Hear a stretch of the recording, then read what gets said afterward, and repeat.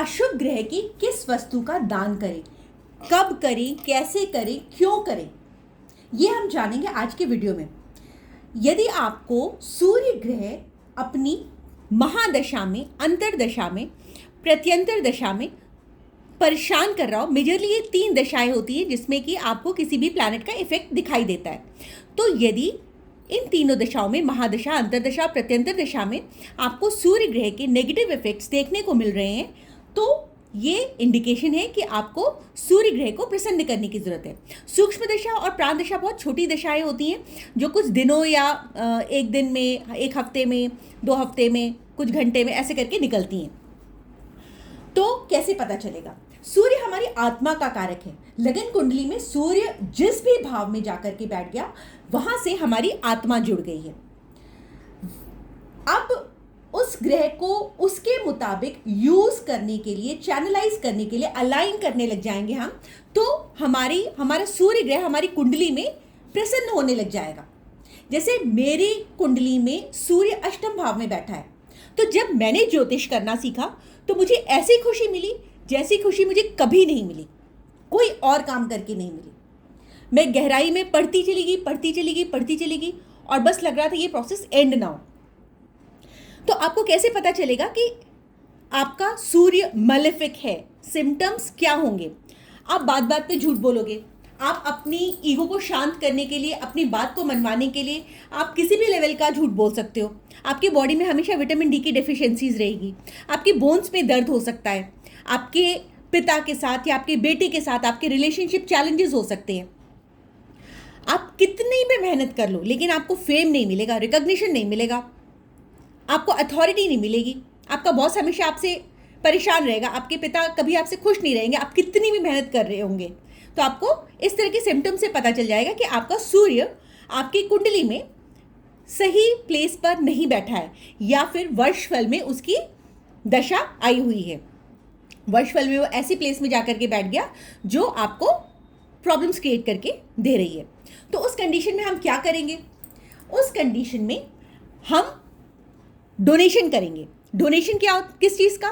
लाल वस्त्र का, माणिक्य का, गेहूं का, मसूर की दाल का, क्योंकि वो लाल रंग की होती है, लाल पुष्प का, केसर का, तांबे का कोई बर्तन ले लीजिए, लाल गाय का दान, या लाल गाय को आप रोटी भी खिला सकते हैं, गुड़ का दान, लाल वाला जो गुड़ होता है उसका दान, और स्वर्ण एक ऐसी वस्तु है जो सारे प्लैनेट्स को प्रसन्न करने के लिए डोनेशन में यूज की जाती है। इसमें आप जब आपको खाने की वस्तुओं का दान करना होगा तो उस कंडीशन में आपको एटलीस्ट अपनी बॉडी वेट के बराबर या उससे ज़्यादा खाने की वस्तु का दान करना है। जैसे मान लिया आपका बॉडी वेट है 70 किलो, तो आप गेहूं दान करिए 72, 73 किलो, 74 किलो, ऐसे आप गेहूं का दान करिए। इसी प्रकार से मसूर की दाल भी खाने की चीज़ है, तो उसका भी आप अपनी बॉडी वेट से ज़्यादा का दान किए। बट बाकी सब चीज़ों का जब दान करना होता है, लाल वस्त्र, लाल पुष्प, केसर, तांबा, लाल गाय, गुड़, स्वर्ण, ये आप अपनी श्रद्धा के हिसाब से जितना आपको ठीक लगे आप वैसे दान कर सकते हैं। लेकिन जब आप बॉडी वेट के हिसाब से आप खाने पीने की वस्तुओं का दान करते हो तो इसका इफेक्ट बहुत जल्दी आता है। नाउ, आप कौन सा मंत्र करके सूर्य ग्रह को प्रसन्न कर सकते हैं? एक होता है एकाक्षरी मंत्र, एक होता है तांत्रिक मंत्र। ऐसा कहा जाता है कि तांत्रिक मंत्र का जो रिजल्ट आता है बहुत इमीडिएट आता है, और एकाक्षरी मंत्र जो होता है हम उसको अपनी डेली लाइफ में हम यूज़ कर लेते हैं। जैसे एकाक्षरी मंत्र सूर्य का क्या है? ओम घृणी सूर्याय नमः। जब भी कोई बंदा गवर्नमेंट जॉब की तैयारी कर रहा होता है, यूजुअली पंडित उनको ये वाले ग्रह की मंत्र जाप की सजेशन देते हैं। और तांत्रिक मंत्र है ओम ह्राम ह्रीम ह्रौम सह सूर्याय नमः। इस मंत्र का जाप तब किया जाता है जैसे आपके मन में कोई एक बहुत ही स्ट्रॉन्ग फीलिंग है कि मेरे को पॉलिटिक्स में ये एमएलए की पोजीशन जीतनी है, या मुझे प्रमोशन चाहिए, या फिर मुझको टारगेट है कि मेरे को ये अचीव करने रहा है, पॉलिटिक्स में इस ईयर तक ये चीज़ अचीव कर लेनी है। तो उस कंडीशन में आप एकाक्षरी मंत्र या तांत्रिक मंत्र का प्रयोग करते हैं। यूजुअली जो डेली लाइफ में होता है, लेमैन को ओम घृणी सूर्याय नमः मंत्र का जाप के सजेशन दिया जाता है, अनटिल अनलेस आपकी कोई बहुत तीव्र इच्छा ना हो। अब जाप संख्या कितनी करनी चाहिए? सूर्य ग्रह को प्रसन्न करने के लिए जाप संख्या होती है 7000, लेकिन ये कलयुग है, कलयुग में पाप बहुत ज़्यादा बढ़ गए हैं, तो उसके 4 गुना मंत्र जाप का विधान है। तो 7,000 इंटू 4 इज इक्वल टू 28,000। आपको 28,000 मंत्र प्लस हवन कराना चाहिए। अब आपने पंडित को बोल दिया कि आप मेरे नाम के 28,000 मंत्र कर दीजिए। अब पंडित उसके बाद से हवन के लिए भी बोलेंगे। तो आजकल लोग हवन वगैरह में नहीं बैठ सकते हैं, कुछ उनके पास प्रॉब्लम आ जाती है, तो ऐसा सजेशन दिया जाता है कि आप 10% ऑफ 28,000 मंत्रों का जाप और करवा लीजिए, तो आपका काम हो जाएगा। तो अप्रॉक्सीमेटली 31,000 हो जाता है। 10% ऑफ 28,000 कितना होता है? 2,800। तो 28,000 प्लस 2,800, तो ये करीब ऐसे 31,000 के करीब हो जाता है। तो इस प्रकार से आप ये मंत्र का चैंटिंग खुद भी कर सकते हैं। आप यदि पंडित को देंगे, उससे अच्छा आप खुद करेंगे, तो आपको बहुत जल्दी रिजल्ट मिलेगा। तो मैं तो आपको यही सजेस्ट करूंगी कि आप एवरीडे लाइफ में इस मंत्र को चैंट करके आप सूर्य ग्रह को जल डालिए अर्ली मॉर्निंग, जब सनराइज हो रहा होता है। इससे आपका सूर्य बहुत जल्दी प्रसन्न होता है। नाउ और एक तरीका होता है, ये तो आप एवरीडे के हिसाब से कि चलो आपको सूर्य को जल डालना है, ओम आदित्याय नमः, ओम डीडी सूर्याय नमः, ऐसे मंत्रों का जाप करके आपने जल डाल दिया। इसके अलावा आपको जब 31,000 मंत्रों की जाप करना होता है, तो उसमें कुछ एक छोटा सा प्रोसीजर होता है जो हमें सजेस्ट किया जाता है। आप क्या होता है, पहले आप अपने लेफ्ट हैंड में जल लेते हैं, लेफ्ट हैंड से आप अपने राइट हैंड में जल डालते हैं, और इस प्रकार से आप जो है अपने आप को शुद्ध करते हैं, अपने ऊपर छींटा डालते हैं।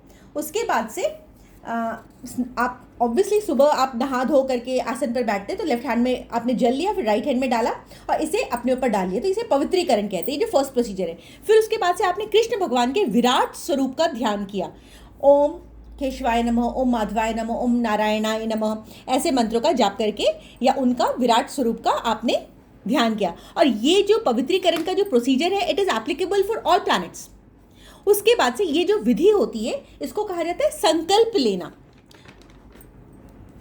आपने ध्यान कर लिया, उसके बाद से आप संकल्प लेते हैं। संकल्प में आप हाथ में जल लेते हैं, फिर अक्षर डालते हैं, और हाथ में जल प्लस अक्षर डाल करके अपना नाम लेकर के कि मेरा नाम जो भी है XYZ, मैं अपने सूर्य ग्रह की शुभता के लिए गुड़ का दान कर रहा हूँ और इस मंत्र के जाप को शुरू कर रहा हूँ।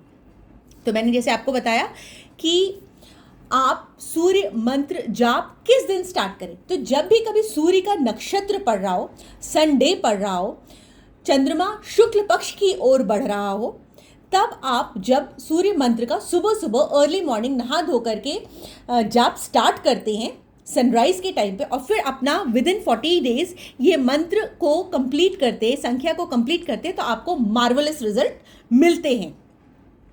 तो इस प्रकार से आपने संकल्प ले लिया, और आपको ये नहीं बोलना है कि मैं अपनी ग्रह शांति के लिए, क्योंकि ग्रह शांति मतलब क्या होता है, मेरा ऐसा मानना है कि यदि सूर्य अपने अच्छे भी रिजल्ट्स दे रहा है, तो वो कहेगा कि चलो मैं अच्छे रिजल्ट ना देकर के मैं शांत हो जाता हूँ, मैं चुपचाप से बैठ जाता हूँ। तो आप अपने ग्रह की शुभता को बढ़ाने के लिए प्रार्थना करिए, और उसके बाद से वैसे संकल्प लीजिए कि मैं अपने ग्रह की शुभता को बढ़ाने के लिए और अशुभता को समाप्त करने के लिए सूर्य का मंत्र जाप शुरू कर रहा हूँ, कृपया मुझ पर कृपा दृष्टि बना करके रखें।